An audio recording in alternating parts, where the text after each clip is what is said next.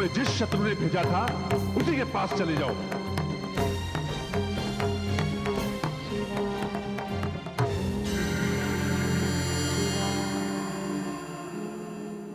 प्रणाम माते।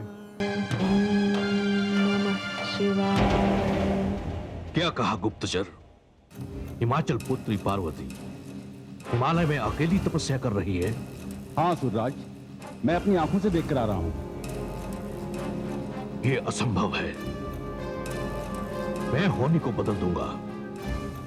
मैं हिमाचल पुत्री का तप पूरा नहीं होने दूंगा। बोल, पुष्टि, आघात, व्याघात।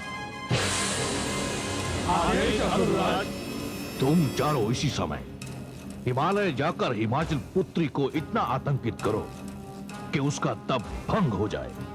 जो आज्ञा सूर्यराज।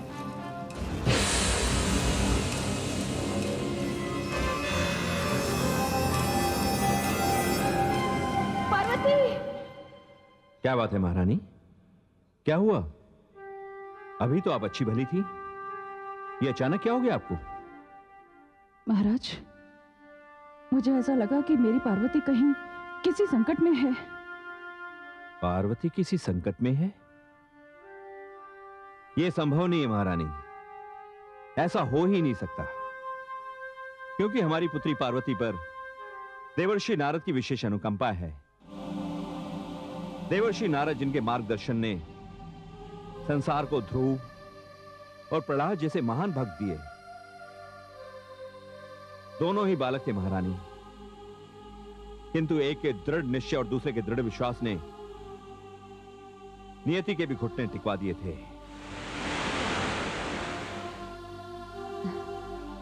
माताश्री, पिताश्री, प्रणाम माताश्री, प्रणाम पिताश्री। सदा सुखी रहो पुत्री। क्या हुआ माताश्री? क्या बात है पिताश्री? पुत्री गंगे, पता नहीं अचानक मुझे ऐसा लगा जैसे तुम्हारी बहन पार्वती किसी संकट में है। हाँ पुत्री। नहीं माताश्री, ये नहीं हो सकता। आप चिंतित ना हो, मैं स्वयं जाकर पार्वती को देख कर आती हूँ। गंगे, महाराज, मेरी पार्वती सकुशल तो होगी ना? आप चिंता ना करें महारानी, देवी परमेश्वरी की कृपा से सब ठीक होगा। ओम नमः शिवाय, ओम नमः शिवाय, ओम नमः शिवाय, ओम नमः शिवाय, ओम नमः शिवाय, ओम नमः शिवाय, ओम नमः शिवाय। तपस्या? रुक जाइए देवी। आप जो भी हो, किंतु मेरी माता की तपस्या को भंग करने की चेष्टा मत कीजिए। मैं यहाँ विघ्न डालने नहीं आई हूँ, किंतु तुम कौन हो? मैं वीरभद्र हूं। मेरी माता का मुझे आदेश है कि उनकी तपस्या को कोई भंग करने की चेष्टा ना करे, और यह पुत्र अपने प्राण दे देगा, किंतु उनके आदेश को नहीं टलने देगा। वीरभद्र, मैं गंगा हूँ, हिमालय पुत्री गंगा। मैं पार्वती की बहन हूँ। क्षमा कीजिए, मुझे पता नहीं था। माँ की बहन भी माँ सी होती है। मेरी माता ने प्रण किया है कि जब तक मेरे प्रभु भगवान शिव स्वयं आकर उनकी समाधि नहीं तोड़ेंगे, मैं किसी और को उनकी समाधि नहीं तोड़ने दूंगा। नहीं वीरभद्र, मैं उनकी समाधि नहीं तोड़ूंगी। मैं तो केवल उनके दर्शन करना चाहती हूँ। कहाँ है भगवान शिव? वो सामने कंदरा में विराजमान है। आप वहां जाकर उनके दर्शन कर सकती हैं, किंतु ध्यान रहे वो भी समाधि में है और उनकी समाधि भंग न होने पाए। तुम इसकी चिंता मत करो। तुम मुझे नहीं पहचानते, किंतु वो मुझे पहचानते हैं।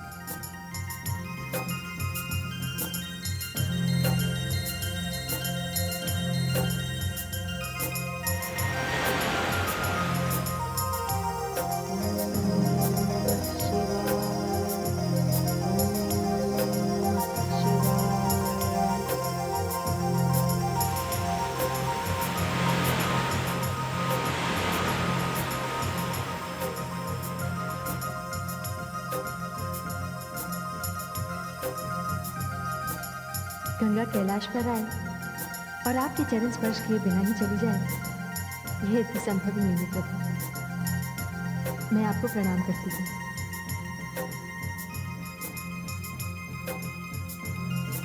मैं जानती हूँ आपकी समाधि भंग नहीं होगी।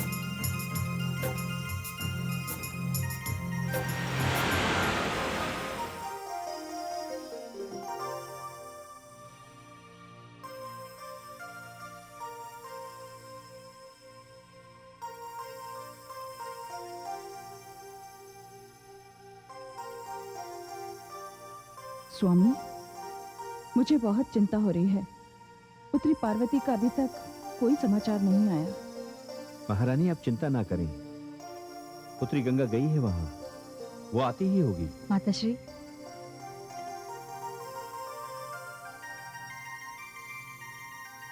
प्रणाम पिताश्री।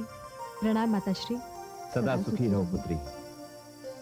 पुत्री गंगे, तुम पार्वती से मिलकर आई? जी माताश्री। कैसी है मेरी पुत्री? माताश्री, वो सकुशल कैलाश पर है और पास ही कंदरा में भगवान शिव समाधि लगाए बैठे हैं। तो मेरे मन में जो भय था। माताश्री, जिसकी रक्षा स्वयं वीरभद्र कर रहे हो, उसके लिए भय कैसा? किंतु गंगे, इस समय तो वहां भीषण हिमपात हो रहा होगा। हाँ पिताश्री, हिमपात तो हो रहा है। और अब ये बात कोई जाकर पार्वती से पूछे कि उसे तपस्या करने के लिए कंदरा से बाहर आकर बैठने की क्या आवश्यकता थी, जो खुले आकाश के नीचे बैठकर तप कर रही है। इसलिए अब उस पर हिम की वर्षा भी हो रही है। पुत्री, ये तो क्या कह रही है? देवर्षि नारद मेरी पुत्री को किस कठोर तपस्या के लिए ले गए? स्वामी, वहां भीषण हिमपात में मेरी पुत्री की दशा क्या हो रही होगी? महारानी अब चिंता ना करें। हिमालय की पत्नी होकर, पार्वती की माता होकर, हिमालय पुत्री के लिए आपको हिम की वर्षा भीषण लग रही है? ये आप नहीं समझेंगे स्वामी, ये केवल एक माँ ही समझ सकती है। मेरी पुत्री कितनी कोमल है, मैं स्वयं जाकर देखूंगी वो किस स्थिति में है। महारानी रुक जाइए, मैं आपको वहां नहीं जाने दूंगा, कदापि नहीं जाने दूंगा। वहां जाकर आप कहीं मेरी पुत्री के संकल्प पूर्ति मार्ग में बाधा ना बन जाएं। नहीं स्वामी, कोई भी माता अपनी संतान के लिए बाधा नहीं बन सकती। पिताश्री, माताश्री के जाने की व्यवस्था कर दीजिए ना, कि वहां जाकर पार्वती का साहस देखेंगी तो ही इन्हें धीरज प्राप्त होगा। ठीक है पुत्री गंगे, मैं महारानी के जाने का उचित प्रबंध कर देता हूँ। स्वामी, जो भी करना है शीघ्र कीजिए।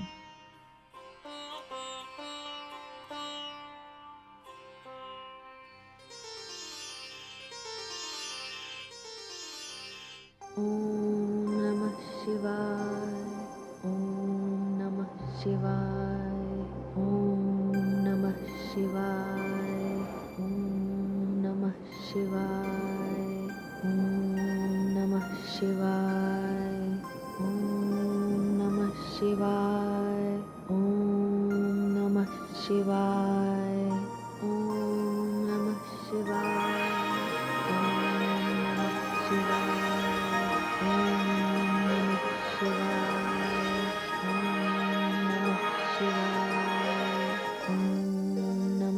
शिवाय।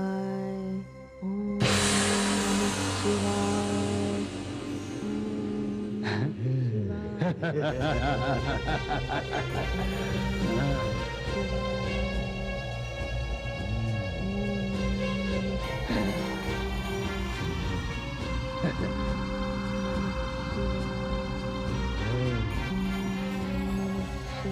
क्या विचार है? उठाकर ले चले से। नहीं मुस्तिक नहीं, इसे समाप्त करने का आदेश प्राप्त हुआ है हमें। किंतु आघात, तनिक सोचो, विधाता ने कैसी सुंदर मूर्ति बनाई है, क्या हम इसे यूं समाप्त कर देंगे? तुम किसी भ्रम में मत पड़ना मूल, समय नष्ट मत करो। चलो शीघ्र ही आदेश का पालन करें और इसके पद का प्रमाण लेकर हम असुराज तारकासुर के पास चले।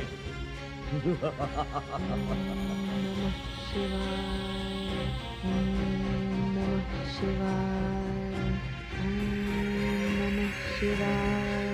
ओम नमः शिवाय।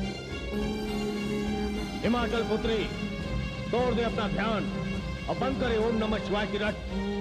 हम तुम्हारा वध करने आए हैं। अंतिम इच्छा की पूर्ति करना हम असुरों का नियम है। नमः शिवाय। नमः शिवाय। तुमने सुना नहीं भ्राता मुझसे क्या कहा? नमः शिवाय। नमः शिवाय। एक साधारण सी स्त्री और इतना साहस, आप देखो तुम्हारी क्या दशा करता हूँ। नमः शिवाय।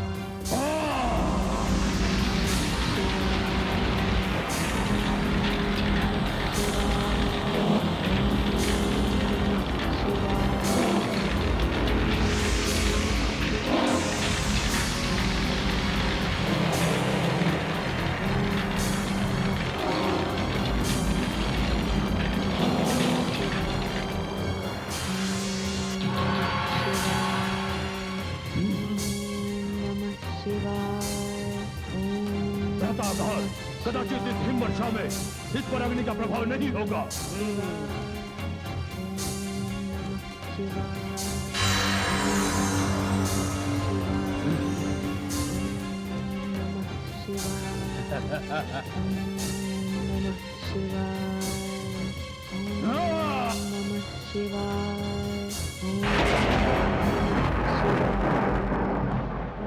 ठहरो काल के ग्रास।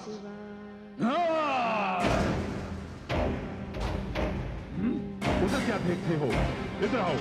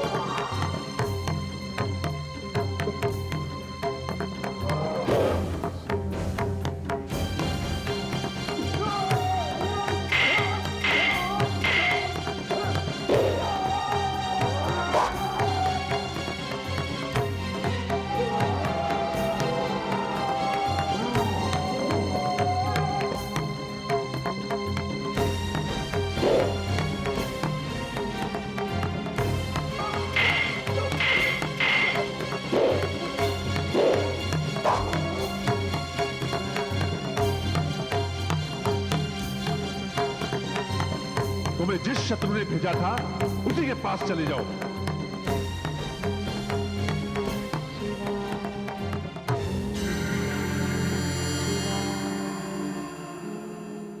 प्रणाम माते। क्षमा करना माते, पल भर के लिए झपकी लग गई थी। अब प्रण करता हूं कि जब तक आपकी समाधि नहीं टूटेगी मैं आंख भी नहीं झपकाऊंगा।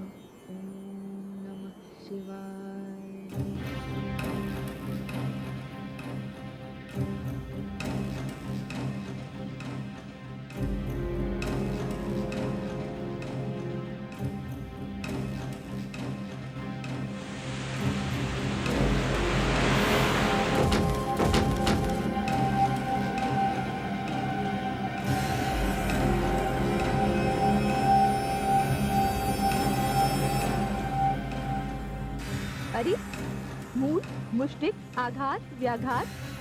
स्वामी इन्हें क्या हुआ? ये सब तो मृतक दिखाई दे रहे हैं। ये मृतक दिखाई नहीं दे रहे महारानी, ये मृतक हैं। किंतु महाराज ये सब हुआ कैसे? ये हिमाचल पुत्री पार्वती का कार्य है। मेरे सारे प्रयास विफल हो रहे हैं। वो मेरे एक से एक श्रेष्ठ वीरों के लिए काल बनती जा रही है। ये आप क्या कह रहे हैं स्वामी? मैंने आपसे कितनी बार कहा कि देवी देवताओं से वैर छोड़ दीजिए, व्यर्थ में मानव हत्या बंद कर दीजिए। फिर देखिए आपकी मृत्यु की आशंका दूर होती है या नहीं। महारानी! महाराज, आप ये बताइए, आपको मृत्यु से इतना भय क्यों लगता है? यदि आप चाहते तो ब्रह्मा जी से कोई अधिक श्रेष्ठ वरदान मांग सकते थे, किंतु आपने अपने भय का शुभारंभ तो स्वयं उनसे वरदान मांगकर किया। बस महारानी, चुप हो जाइए, और अधिक नहीं सुनना है मुझे। मैं अमर होना चाहता हूं, देवताओं की भांति अमर होना चाहता हूं, और आप देख लेना, मैं मृत्यु पर विजय प्राप्त करके रहूंगा, अवश्य प्राप्त करके रहूंगा।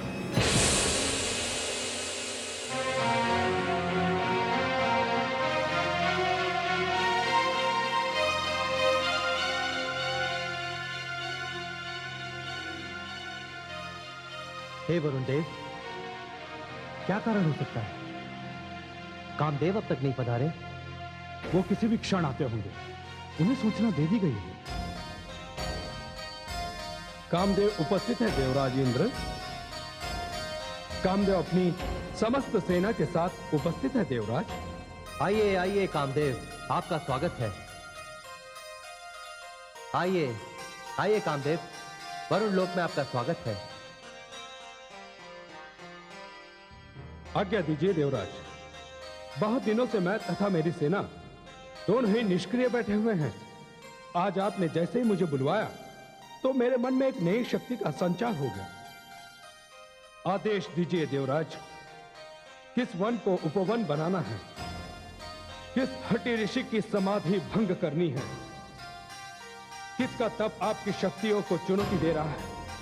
बताइए देवराज, बताइए, इस बार मेरे बाणों के लक्ष्य पर कौन है? बताइए देवराज, कौन है मेरे लक्ष्य पर?